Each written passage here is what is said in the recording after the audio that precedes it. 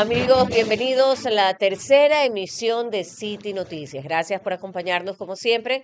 De inmediato, los titulares de la información. En City Noticias, los titulares de los hechos más importantes en Ecuador y el mundo. Iván Giler es designado ministro encargado de Desarrollo Urbano y Vivienda. Es necesaria una ley para el control del financiamiento de las organizaciones de la sociedad civil. Esto opinan algunos expertos.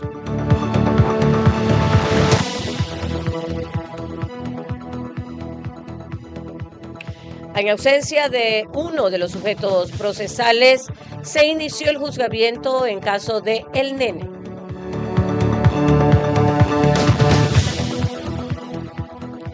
Ecuador niega que haya emitido informe sobre crisis eléctrica que ponga a Colombia como única salida ante el estiaje. Arrancamos con la información nacional. En City Noticias, la información política. El presidente Daniel Noboa designó al ingeniero Iván José Giler Intriago como ministro encargado de Desarrollo Urbano y Vivienda mediante decreto ejecutivo número 69, suscrito este 30 de julio del 2025 en la ciudad de Guayaquil. En el documento oficial, Noboa agradece los servicios prestados por Humberto Aparicio Argüello, quien ocupó el cargo desde noviembre del 23 y fue ratificado en mayo del 25. Aparicio pasó a ocupar el cargo de gobernador del Guayas, de acuerdo con el decreto número 68 emitido por el mandatario. Iván Giler ya formaba parte del Ministerio de Desarrollo Urbano y Vivienda, Midubi, donde se desempeñó como subsecretario de Hábitat y Espacio Público, cargo desde el cual lideró procesos vinculados al ordenamiento territorial y a la mejora del entorno urbano. El documento establece que este nuevo nombramiento entre en vigencia desde la fecha de suscripción sin perjuicio de su posterior publicación en el registro oficial y deroga cualquier disposición de igual o menor jerarquía que se le oponga.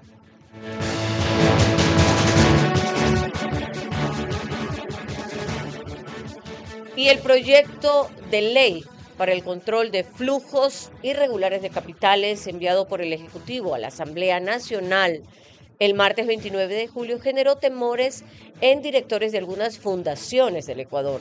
La iniciativa es la cuarta enviada por el presidente Daniel Noboa con carácter económico urgente en su actual mandato y busca controlar flujos irregulares de dinero de grupos de sociedad civil, fundaciones, corporaciones, organizaciones no gubernamentales, ONGs, y además entidades sin fines de lucro nacionales o extranjeras que operan en el territorio nacional. Entre otras cosas, la propuesta ordena a las fundaciones y ONGs establecer mecanismos de control que prevengan el uso indebido de fondos. Establece un régimen sancionatorio, dispone que la Superintendencia de Economía Popular y Solidaria supervise estos grupos y que se registren obligatoriamente en el Sistema Unificado de Información de las Organizaciones Sociales. Rudy Hidalgo, directora ejecutiva de la organización Participación Ciudadana, destacó algunos puntos de la norma como obligación para que estos grupos estén registrados en un sistema unificado y observó las causas que incluyen para la disolución de ONGs. Hidalgo también consideró importante que el Estado pida información y cuentas en cualquier momento de las actividades que realicen organizaciones de sociedad civil. Para la representante, lo que busca la propuesta es crear un marco regulatorio para las organizaciones que no hacen usos irregulares de sus fondos. Sostuvo que en el documento no ha detectado riesgo a la libertad de asociación y expresión por parte de las fundaciones y organizaciones de la sociedad.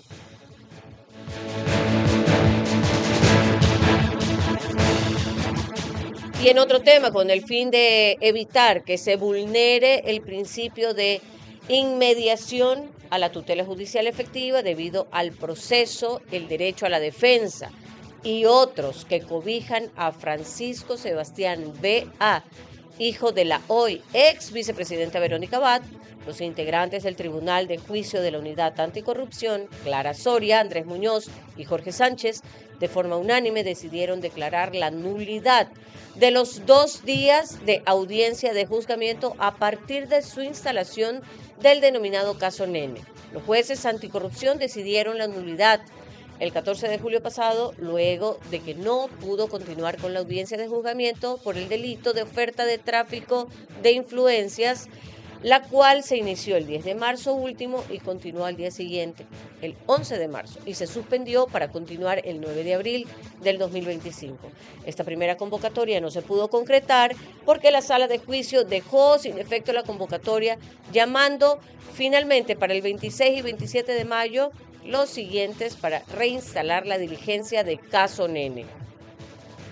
Para tomar la decisión, el tribunal constató que la audiencia de juicio no pudo ser reinstalada debido a la ausencia de los defensores técnicos del procesado, que cuando se dio inicio a la audiencia de juicio, Francisco Sebastián B.A. se encontraba patrocinado por los abogados Santiago Hernández y Roberto Loor, que el investigado no expuso de manera oral antes de instalar la audiencia de juicio su voluntad de ejercer su propia defensa, que el señor procesado manifestó que no querría defensor público, que el 6 de junio último decidió el procesado desautorizar a todos sus abogados que hayan intervenido anteriormente en este proceso y dio a conocer el deseo del acusado de contratar a una nueva defensa técnica. El análisis del Tribunal Anticorrupción resalta que continuar con la reinstalación de la audiencia de juicio sin alguno de los abogados con los que se inició la presente audiencia vulneraría no solo el derecho a la defensa del procesado, sino también los principios y reglas del debido proceso y el derecho a la tutela judicial efectiva, pues no se podría garantizar la continuidad de la defensa. Esto es así considerando que en la presente causa los abogados que actuaban en representación del procesado ya intervinieron en la práctica de la prueba, realizaron el contrainterrogatorio de los testigos que hasta el momento había presentado la Fiscalía y conocían cómo se venía desarrollando la audiencia de juicio, sostuvo la sala en su razonamiento. Vamos ahora al primer corte comercial en este informativo. Enseguida regresamos con más noticias.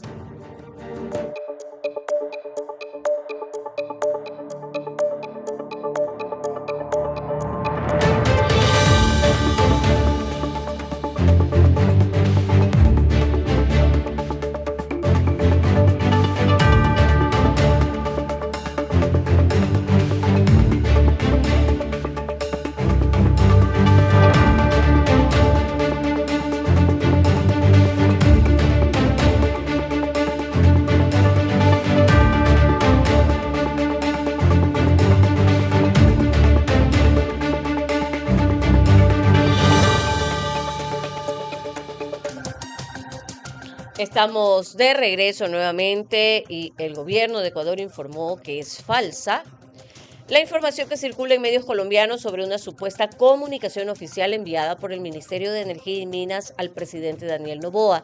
En medios del vecino país se indicó que el viceministro de Electricidad, Fernando Puyupaxi, envió un oficio al mandatario en el cual señalaba que después de un análisis al estiaje que se aproxima, la única solución inmediata es comprar electricidad a Colombia. En los medios colombianos citaron del supuesto oficio después de que los estudios de análisis realizados sobre la temporada de estiaje que se aproxima en Ecuador, la única solución inmediata de adquisición de energía eléctrica a través de empresas privadas productoras del vecino país Colombia.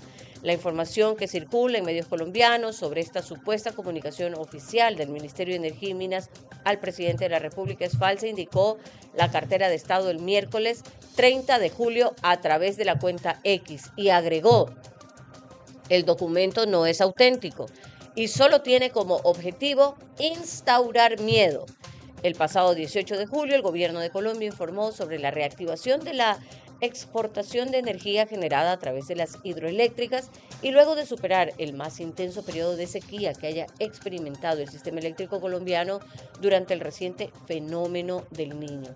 La medida fue adoptada el 17 de julio por el Ministerio de Minas y Energía a través de la circular 415. Días después, 23 de julio, el titular de la cartera de Estado del vecino país, Edwin Palma, informó que para el 24 de julio, entre las 14 horas y las 15, estaba previsto la exportación de 1.24 gigavatios hora día, alcanzando un máximo de 228 megavatios.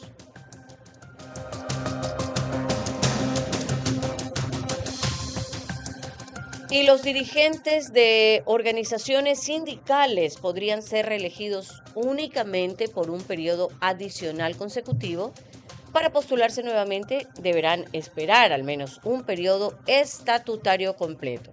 Así se establece en el Reglamento de Organizaciones Laborales para el ejercicio del derecho de libertad y autonomía sindical, que fue emitido por el Ministerio de Trabajo el 25 de julio pasado a través del Acuerdo Ministerial número 82. La titular de la cartera de Estado, Ivonne Núñez, comenta que este acuerdo ministerial es independiente de las reformas planteadas en el ámbito laboral. El ministerio debe de cumplir con varias recomendaciones emitidas por la Organización Internacional de Trabajo, OIT, entre ellas que no se pueden prorrogar las directivas de organizaciones sindicales después del periodo para el que fueron electos, y señala que en el reglamento se aplican los artículos 96 y 326, numeral 8, de la Constitución, que se refiere a la organización colectiva y formas de trabajo y su retribución, en los que se hace énfasis en la alternabilidad de los dirigentes.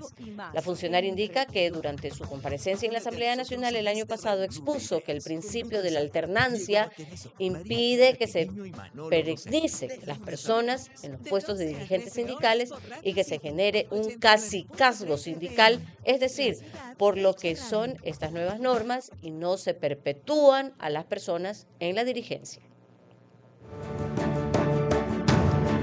Vamos ahora al segundo corte del informativo, enseguida regresamos con más noticias.